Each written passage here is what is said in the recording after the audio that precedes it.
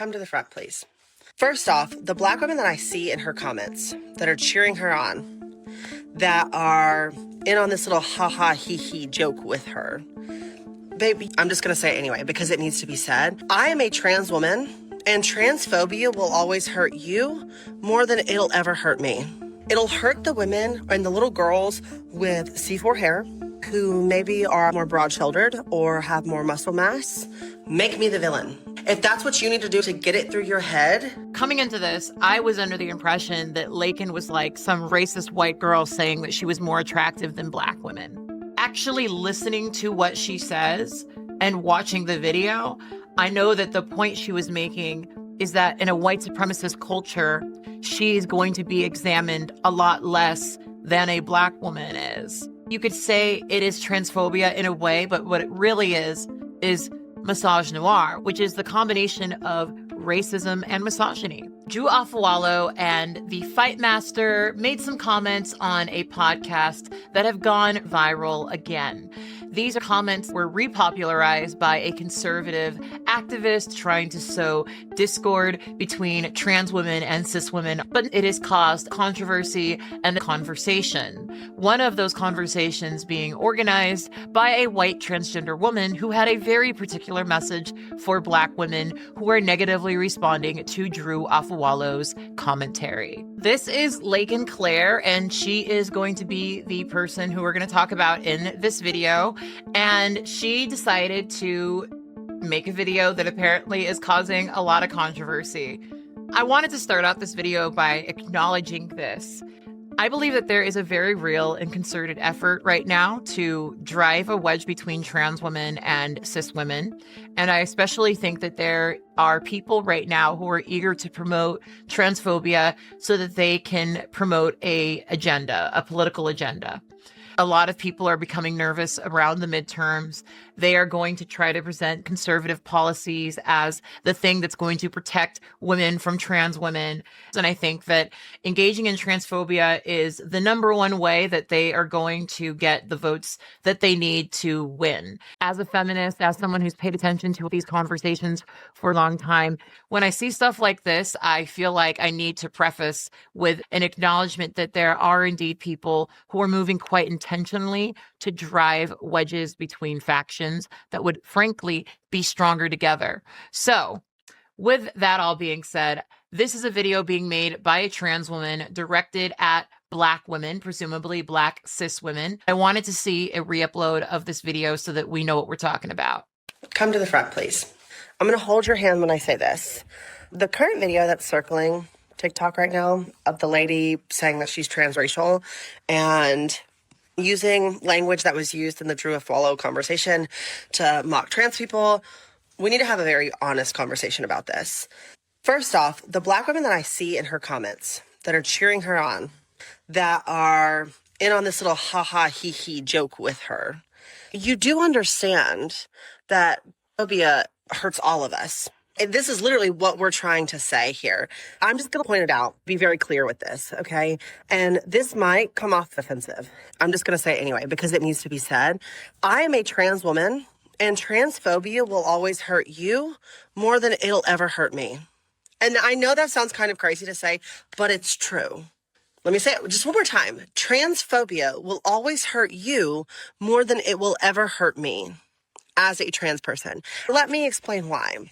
As a trans person, I still fit society's view of attractiveness. Most of the time when I tell people that I'm trans, the response that I get is, I never would have guessed. So pretty for a trans woman, or something along those lines. That level of transphobia will only hurt your nieces, your sisters, your daughters. It'll hurt the women and the little girls with C4 hair who maybe are more broad-shouldered or have more muscle mass. Those are the women that'll hurt. Because ultimately, transphobia, when you take all the wrappings off of it, ultimately it's about policing bodies. And the women in our society that have their bodies policed the most are Black women. It's like we're feeding in to this. Don't know why we're feeding into this. But in order to be transphobic, it's totally fine, right? And it's not, babe. This level of transphobia will always hurt you more than it will ever hurt me. And it makes me so sad that you cannot see it. I have some of the most beautiful, articulate, smart, amazing, kind, empathetic Black women in my life. And it breaks my heart that there are other Black women in the community that are co-signing this level of transphobia and not understanding that it will always hurt Black women more than it'll ever hurt someone who looks like me. If you needed somebody to say that out loud to you, here I am.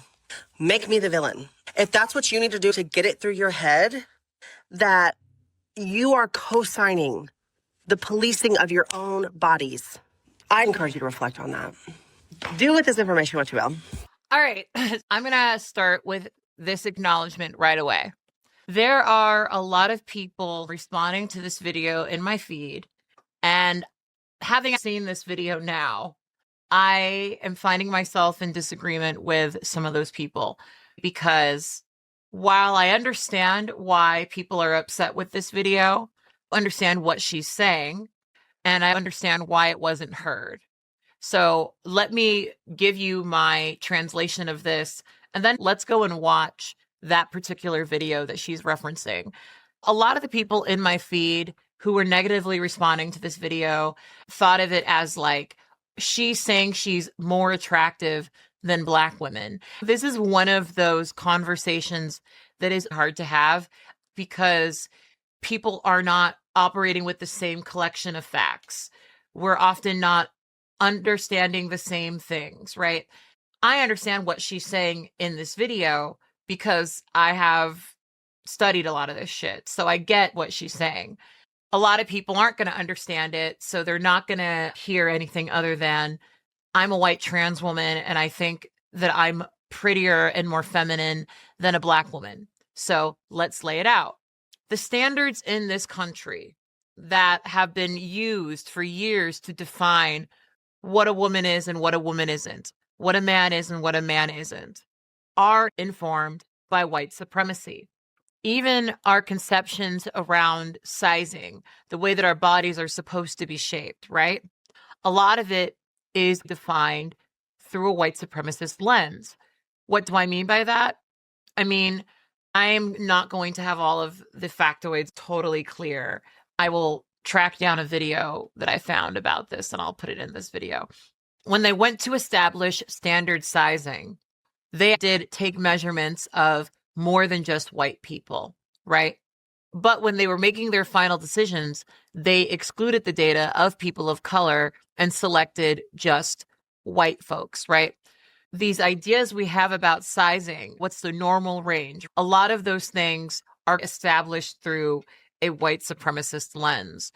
This doesn't mean that certain races are always a certain size, but it means that when they were factoring in what the average was, they were looking at white people, not necessarily people of other racial backgrounds. The beauty standard is that women are supposed to fit into a certain range. And what we've seen historically is that the closer you are to a white supremacist conception in this country, the closer you are to legal citizenship, which is essentially humanity in this country. A lot of times the people who have legal protections in this country are the ones who are humanized the most. In order for Black people to gain legal protections and rights in this country, we had to work towards humanizing them, right? Which means acknowledging that the average that has been established through white supremacy is not the universal truth, right? We see white supremacy in our beauty culture because we see how much of it is specifically built for white people, right? There are entire cosmetic brands that will release 20 shades of white and 4 shades for darker complected people, right?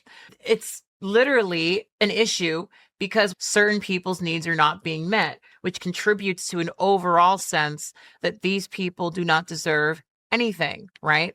Underneath the capitalistic culture, this idea of getting a wider appeal is part of the scheme of selling you things, and liberation is not in representation and all these other things, right? Still, these things are a reflection of our culture. In a culture where white women are defined as the pinnacle of womanhood, keeping in mind that white women are still fighting to establish their rights, right? White women are still fighting to control their bodies, right? Black women, because they also experience racism, are often invalidated because they do not fit into a white supremacist box. For her, as a white transgender woman, though she may be transgender, she has an easier time fitting into that box and gaining access to humanity than a Black woman would within a white supremacist culture. Now, that's not actually a statement that she's more feminine or more attractive than a Black woman. It's an acknowledgement that in a culture that is white supremacist, she is likely going to be given humanity more rapidly than a Black woman would. And what's funny to me about people negatively reacting to this is more or less what Dave Chappelle was trying to say, right? He was trying to make this point that especially white trans people are given more access and more rights than Black people, right? So that's kind of the point that was being made, but it's one of those things that feels a certain way when another person makes it from another angle, right? So I'm not really finding myself disagreeing with what's being said. Now, are the people responding negatively to that podcast clip likely going to be people who understand a history of white supremacist beauty standards and how Black women have been excluded from that, which is a continuation of their dehumanization, and that is something that is indeed often cited, right? Black women are often masculinized or even accused of being transgender in order to invalidate them. We saw that with Michelle Obama. We saw that with Serena Williams. We've seen that with so many powerful Black women. Ciara, right? When a Black woman is powerful, she's often accused of being a man or being transgender, right? And that has been used as a justification of violence against them because these Black women, to certain people's perspectives, don't fit into the beauty standard, right? They're calling Michelle Obama a man, and they called Michelle Obama and Serena Williams men because they were tall women who did not shriek away from what they were, right? They were powerful women, right? In a culture where femininity is frequently defined through this submissive white supremacist lens that conflicts with the white supremacist conception of beauty, which is a way that Black women are degendered, right? So I understood what she was saying, and I don't think she said anything wrong, but quite a few people didn't want to hear it. One of the things I've been trying to tell people right now, because we're in the era that we're in, is please conserve your energy. I'm not saying that you can't call these things out, but Laken, frankly, did not need to make this video. I don't think that this argument is getting through to anyone, even if it's true, because at the end of the day, these Black women are just dealing with misogyny and racism, right? Of course, these rules being changed are going to be weaponized against them, and people can use the transphobic laws as tools against them, right? We've already seen how many times Black women who are lesbians have been pulled aside in restrooms because of these anti-trans laws, right? But this doesn't mean that they are necessarily experiencing transphobia in the same way that a trans woman is. They're experiencing misogyny, a type of misogyny that is informed by racism, right? The fact that Black women are frequently seen as not women comes from the white supremacist standards that have been used to define what a woman is and what a woman is not. And frankly, even when we're trying to have a conversation about white supremacy and the gender binary, we live on stolen land, right? Where there were more than just binary conceptions of gender when white men came to this country and colonized its lands, right? As a tool of white supremacy, as a tool of patriarchy, which is useful for capitalism, they established a hierarchy of gender where the people who existed outside of gender norms are punished, and the people who exist within them, maintaining these roles that can be used and weaponized by capitalists, are celebrated, right? So they killed two-spirited people. They genocided Native Americans who had a non-binary tradition, you could argue, because it was useful for them to do so. They could quite literally whip these people into more submissive roles where they were more easily controlled, right? So most of this is misogyny and, yes, racism, right? I think for a lot of Black women, even if you could argue that these things do impact Black women, they're not going to be receptive because what they're registering is misogyny and racism that excludes them from the white beauty standard. So, like I said, Laken did eventually have to apologize. And I'm also interested what she has to say in this video because I don't necessarily disagree with what she said. It's going to be interesting to see how she walks it back. Hi, Laken here. If you have come to this video, I'm sure you know where this is going. I'm honestly just trying to figure out where to start. Let me first say this. Okay, how did we get here? Let's talk about that really quickly. I saw a video on TikTok from a white woman basically saying that she was transracial. She was echoing the discourse around the Drew Wallow and ER Firemaster conversation. I saw the video and I was like, okay, whatever, just another one of these type of people. Then I went to the comments. There was a variety of Black women that were like, yeah, I see my trans sister co-signing that behavior. And I was like, that's, to me, felt weird and transphobic because I was like, are we really doing that? In my brain, all of the Black women in my life that I know personally are the biggest advocates for women in general. So it felt weird.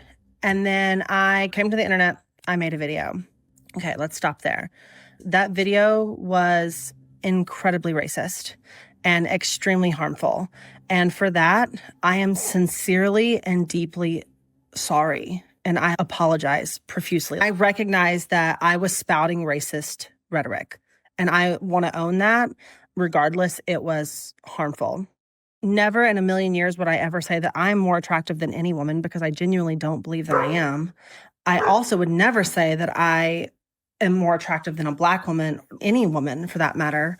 But I understand that's the way that it came off. It came across as me saying that I was more attractive than Black women. And I am sorry. I do believe there's a thing such as intention versus impact. And the impact was not what I was hoping for. I understand that it was deeply rooted in racism, and for that, I apologize. I learned something new today. When I had made the comment about transphobia will impact Black women before it will impact me, that was inherently wrong. Shouldn't have said that at all. I messed up. I was conflating transphobia with misogynoir. That's a new word for me. I just learned that today. Through this whole situation, this has all been a learning experience for me. And I can also recognize in that learning experience, I was saying things that were extremely harmful and hurtful to a group of marginalized women, particularly Black women. And I need to take responsibility for that. I am not turning off my comments. I'm not turning off my stitches. I want to be accountable and apologize. And I am not angry for any Black woman saying anything about my video today. I understand the anger that my video has sparked, and genuinely, I am very sorry. The whole purpose in my channel was to bring women together, and I'm not doing that. The whole purpose in me being here was to show women that even as a trans woman, understanding that my understanding of womanhood is impacted by that trans lens, that ultimately the common ground is. And that's even where that initial video was rooted, is that as women, we all experience violence in varying forms. In doing that, I perpetuated violence amongst a community of women, and I am incredibly sorry. You do not have to accept my apology. That's not what I'm looking for. I just don't know how else to take accountability in this moment except to take a step back and to learn from what just happened. You don't have to feel like this is genuine. You don't have to feel like I'm being honest or whatever, because again, I deserve that. From the bottom of my heart, I do appreciate all the conversations that I've had today. I appreciate the videos that are being made because it has helped me see, as well-meaning as I was trying to be, I was hurtful. And I could understand where that... I have issues with this, but I think I have different issues than the ones a lot of people seem to have, right? To me, this is liberal tears. It is someone walking away from their argument because they, I guess, were bullied out of it. And it's not even like, I don't understand why she's doing this, right? coming into this, I was under the impression that Laken was like some racist white girl saying that she was more attractive than Black women. Actually listening to what she says and watching the video, I know that the point she was making is that in a white supremacist culture, she's going to be examined a lot less than a Black woman is. She is going to have a lot fewer people invalidate her femininity and therefore her humanity because she's a white woman. And she's not wrong about that. I love that she came around and finally found the correct word for it, because that's my point, right? It's, yes, you could say it is transphobia in a way, but what it really is misogynoir, which is the combination of racism and misogyny. It's the specific experience that Black women have with misogyny. It is an experience of misogyny unique to Black women, right? And that is why it deserves its own word. It deserves its own understanding. And you can say that maybe it relates to transphobia, but in all reality, it is misogyny, which of course, transphobia also is misogyny. But at the end of the day, the reason why so many Black women are responding negatively to it is because that is what they experience, right? They experience misogynoir, not so much transphobia, right? You have these people that are saying, explain the C4 comment. And I think that that is so funny, because you'll see in my reaction, I obviously had a reaction to this, because she meant to say 4C, but she said C4, right? C4 hair. That's not a thing. This person says that video was truly disrespectful. Black women have always been under attack, yet we are the ones who almost always support and show love to people of all backgrounds. And the thing that's aggravating to me about this, and the reason why I'm saying it's liberal tears, is because she's not wrong. She's actually not wrong. Yes, Black women are always under attack. One of the ways that they are always under attack is that they are gendered, right? They are seen as not quite being in proximity to white womanhood enough to be seen as truly women, right? That is misogynoir, not so much transphobia, but she's not really wrong in what she's saying, right? Why are Black women so frequently under attack? And why is their femininity such a cornerstone of that attack, right? Why is that what they go for when they come for Black women? And it's because that is often seen as their proximity to their humanity. You basically say Black women have no room to talk, a crazy take considering women of all races are co-signing that dumb transracial video / the Drew Offwallow drama. Yet you felt like Black women needed to stay in their place because being a white male who transitioned is somehow more feminine than being a natural Black woman. It truly was a wild take, and you should think about why your mind went there. It's crazy because that's not actually what was said. What she did was she saw that there were Black women co-signing that transracial video, which there are. And the thing is, the Black women who are co-signing that video don't get that it's racist. It is a racist video. I did a separate reaction of that video. It's a racist video. You can dress it up however you want, but it is a racist video. So the Black women who are saying, hurrah, hurrah, this video is, on my side, I do think that is misguided. At the same time, I don't think that Laken needed to make that video. And it's not that I think she was wrong. It's that I don't know if she was ever going to make a video like that and have it be well received. And saying things like C4, even though it does seem to suggest some degree of interest in understanding Black hair, right? It's just going to come off as a disingenuine relationship that you have to Black women. Your relationship to Black women is just going to seem disingenuine, right? Because that is the strange way that you use to refer to them. So I feel really sorry that she had to apologize. And I don't really think she should have. I think that she did it because she wanted to be sensitive and thoughtful, and she recognizes the negativity that came from the video and it was upsetting people. And hey, maybe she wanted to apologize just so she was one less controversial space for Black people online. But I don't think she was wrong. And I don't think that what she was saying wasn't based in fact. And it's a little aggravating to me because I do think that low key, this is like a literacy crisis thing, because she actually didn't say that she was more feminine than a Black woman, right? She didn't say that she was more feminine than a natural Black woman. What she said is that in a white supremacist culture that frames white femininity in the way that it does, as a trans woman, she is not going to be under the same degree of scrutiny because she fits into white beauty standards. And you can disagree with that, but I think we're going to see that that is going to turn out to be true. We're already seeing that with the fact that so many people are being profiled on the streets. Anyway, let's see this video that she's referencing that maybe I'll also give a response to. I would love to hear what you have to say about this video, so please leave your thoughts in the comment box below. I will talk to you guys next time. Stay hot and introspective, and always remember, you are beautiful and you are loved. Bye.